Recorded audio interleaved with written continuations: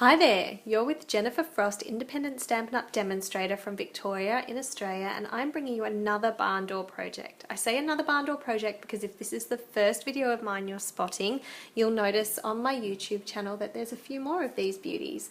You might also find more free tutorials on my Facebook page and on the Facebook page for the Crafty Carrot Collective.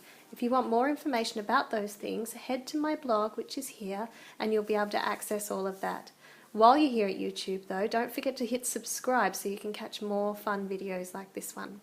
This tutorial is hopefully only going to go quite quickly because there's not really a lot that comes together for this. Most of the wow factor is happening already in the papers. I started putting this video together and realised I'd forgotten to put my twine in there. So what I'm going to do is set this folded cardstock aside, and I'm going to build all the layers here together and then put them together on top of the card front. So you might notice my patterned papers here are a little bit different from these ones. These come from the Coffee Cafe Designer Series paper pack, and I don't have enough to go across every one in my class tomorrow. So what I've done is substituted some of the papers with colours that I do have in my stash. If you're like me, you've got a huge stash of patterned paper that is just sitting there waiting to be used, and being able to pull it out for a reason like this is really great. So these particular patterns here are retired. These Coffee Cafe patterns, however, you can pick up on the retiring list. So these are available until the 1st of June, and they should, I think, pretty sure they'll be discounted. So head on over to our retiring list and check these papers out if you haven't looked at them already. Alright, so I'm starting with this piece of espresso. So with the Coffee Cafe I chose the timber look, which went in really well with the door, but I've got this early espresso that's very similar and it's just dots. And I've run my finger along the top and bottom just to give that a little roughed edge. And I'm going to stick that down to my green patterned paper, just using a little bit of this tape. I'm going to stick that in the middle here, and then I am going to pop on a door. So I am using the barn door stamp set. I've got, I've pulled the stamp out already, that's really useful, and I've got a block here behind me, and I'm using the archival black ink, and I'm going to stamp that on a piece of wood texture designer series paper. So the wood textures paper is carrying over. You'll be able to get that for quite some time, and I'm so glad because it is fabulous. It's got lots of different types of wood texture. This one is a little bit more striped, but this one's a little bit plainer. But I think that that's a really good fit for the particular patterns that are in this card. So there's a lighter side and a more golden side. I'm going to go with the deeper gold colour. I'm going to ink up my stamp. I'm using the archival black ink. This stuff is not going to be around for much longer, so do grab a hold of it if that's something that you're looking for. Oh, I hate when the block falls off. My blocks are a little bit dirty, and when I was away stamping with friends, they told me they don't actually put the stickers on the back of their stamps because it helps it hold better. So I'm going to try that again now that I've got a bit of adhesive underneath that. And I like going right to the edge because I might want to stamp several more doors on this later or in class, and moving it to the corner gives me the chance to do quite a few more. So I've got that on there, and I've got matching framelits from the sliding door framelit set, and one of them is just this rectangle shape. So I'm going to quickly just cut that out and be right back. Alright, so I've just cut that out with my Big Shot, using my magnetic platform to help hold it in place. And that's going to sit this way. I like putting my door handle here where the blank space is. You don't have to, of course, but that's how I like to do that. Before I attach that into place, I've got this lots of labels shape in vanilla. And I'm going to cut that in half, and I'm going to pop that where it's going to sit hidden beneath that door. So I needed my little door so that I could work out where to position that. I want those little points just poking out. So that's going to sit there. So I'm just going to secure those pieces in place using a bit of tape.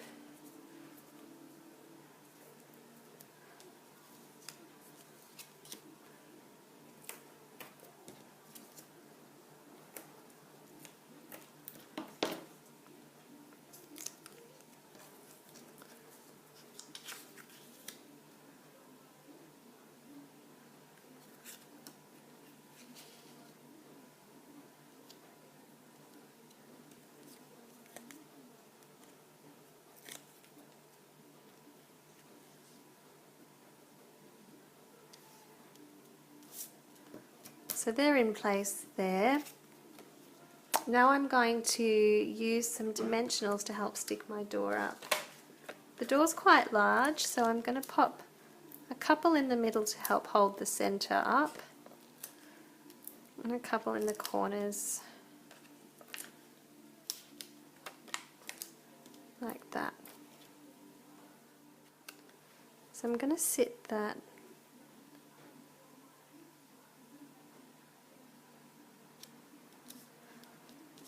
in the center there. Now what I can do is add my little door handle from the same sliding door framelets. Is this little handle here. And what I'm going to do before I cut it out, I'm actually going to pop a little tape on the back. So I know I've got a little tape under this cut that was already made, and I'm going to put that through my big shot. I've got the magnetic platform still in place. Pop that on there. Just sit it under. Sometimes the magnetic platform can be a little bit tricky, so I'm going to move that to where it's going to work for me. And I'm going to run that through.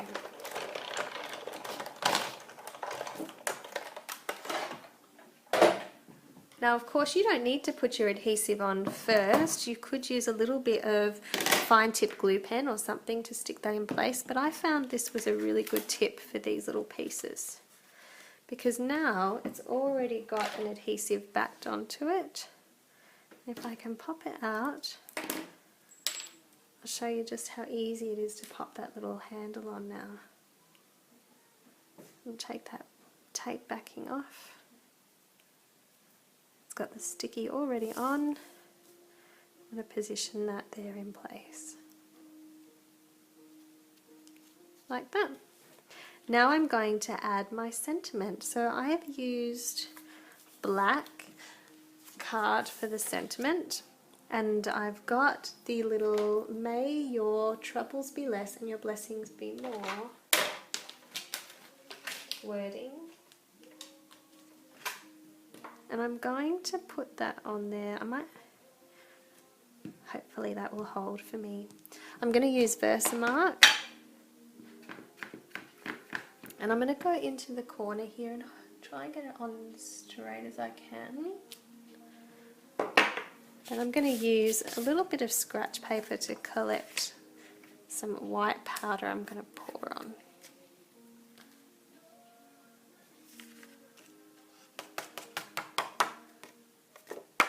And now I'm going to quickly heat set that with my heat tool. Alright, so now that that's been heat set, I'm going to get my trimmer and I'm going to trim that down into place. I just wanted a rectangle. I'm using the line here of my trimmer, this line here, and I'm going to line that up with the base of the word "more," and then I know that when I run it through here it's going to give me quite a nice edging. Then I'm going to go in a little bit more because I want it to be just a little tighter, and that's a bit wide on the other side. So there we have it. I'm pretty happy with that. So that's going to sit up the top here of my barn door. Just trying to think, I think maybe it's just a little bit wider than my initial sample, so I'm going to use my trimmer and cut it just that little bit down again.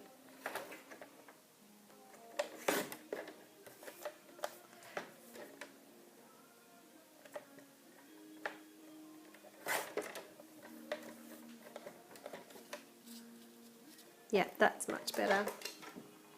Alright, so on the left side it's coming off the door, so I'm going to use a little mini dimensional here and here to help hold that in place, and I'm going to sit it so that it's going to be flat on the actual door, because we've got a few other things going on with the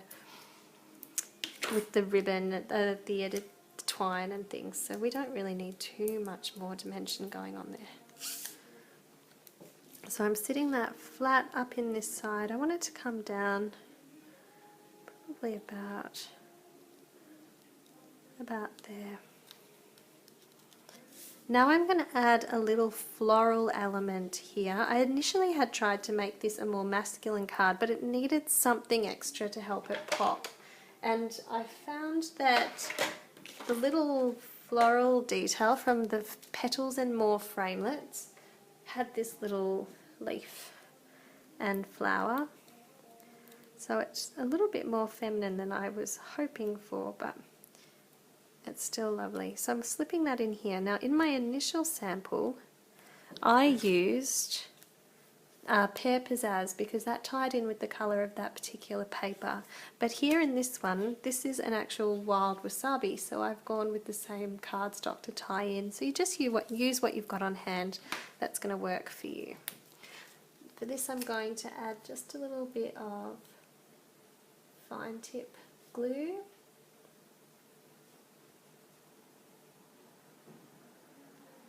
Just a few dots there.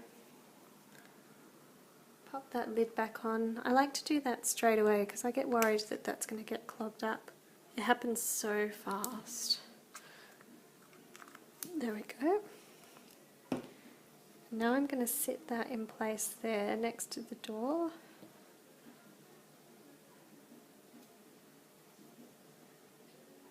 Just hold that for a few seconds to help it settle in place. Alright, so once that's kind of dried on, we can add our little bit of white twine. So I've got that right here. I was looking for the flat pack, but now they come in these great little rolls, so you don't get any of those kinks. So I'm going to put my tape around the back of my patterned paper.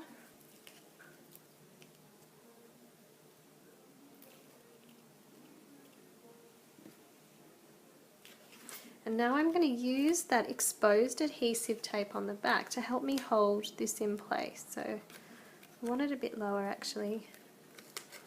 I want it to kind of sit along the top of that black.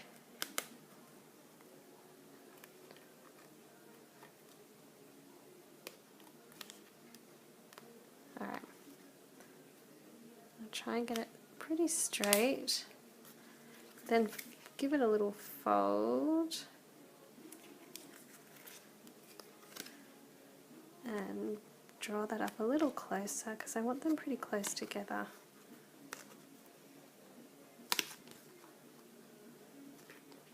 And wiggle that up a little.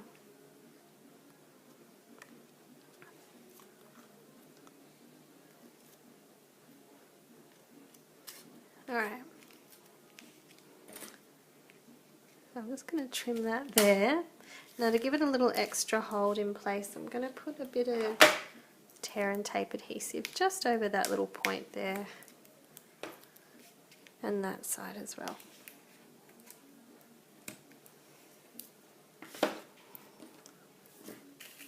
And then that can go on the white folded card front. Now as I said, I'd started this video and the first thing I did was put my patterned paper down. I'd forgotten this step with the twine. So this one's already got patterned paper on the front, but just ignore that. Pretend it's plain white. I'm going to pop that. Actually, what we could do,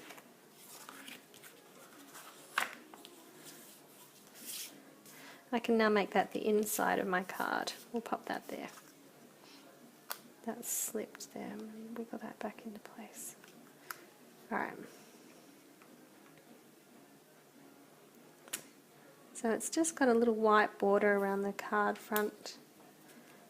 Attach that down into place there. And I'm just going to add a little white panel in there now for when I do my internal sentiment, and it'll look like I did that on purpose. Won't that be clever? So the last thing I want to do is just add a little bow up here in this corner. And when I say little, I mean little. I tie them really tiny. Find it a bit easier if it's not attached to the roll.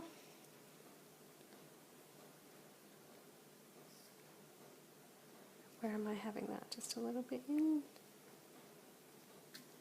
I'm going to loop that around.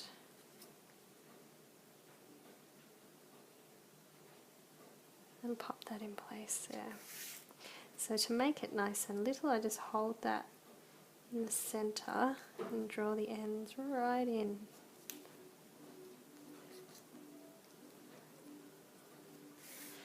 turn it to where I want it to go and really pull it tight.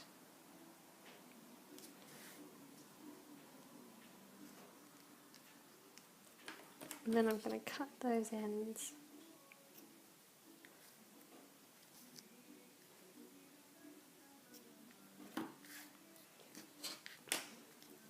Probably play with that a little bit more just to get it right in place. Does anyone else do that? Just keep pulling at it and tweaking it until you get it right. There we go, that's cute. Let's trim that in a little. Alright. There we have it. A little barn door project. That's the original there. So you don't always need to have the same papers as something that you see. You can pull out things from your own stash. I'm just going to run my nail under that. Help give it a little lift now that it's all stuck down. There. If you've enjoyed that project, don't forget to subscribe to me here on YouTube and pop over to my blog sometime. Check me out, have a look at my Facebook and follow me there too. Thank you so much for joining me.